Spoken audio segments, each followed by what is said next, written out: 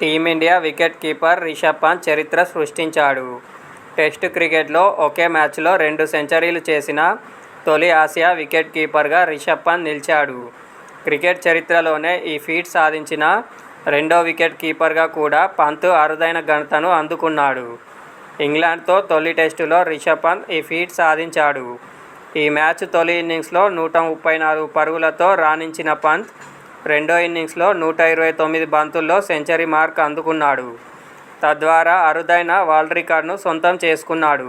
140 ఏళ్ల test cricket చరిత్రలో ఇద్దరు వికెట్ కీపర్లు మాత్రమే ఒక మ్యాచ్లో 2 సెంచరీలు నమోదు చేశారు. 25 ఏళ్ల క్రితం జింబాబ్వే క్రికెటర్ యాండీ ఫ్లవర్ ఈ ఫీట్ సాధించాడు. 2000లో భారత్తో నాగ్పూర్ వేదికగా జరిగిన టెస్టు మ్యాచ్లో యాండీ ఫ్లవర్ తొలి ఇన్నింగ్స్లో 232 పరుగులతో అజేయంగా నిలిచినా అతను రెండో ఇన్నింగ్స్లో 102 పరుగులతో నాటౌట్గా నిలిచాడు. ఆ తర్వాత ఇన్నేళ్లకు రిషబ్ పంత్ ఈ ఫీట్ సాధించాడు. రిషబ్ పంత్కు ఇది 8వ టెస్టు సెంచరీ.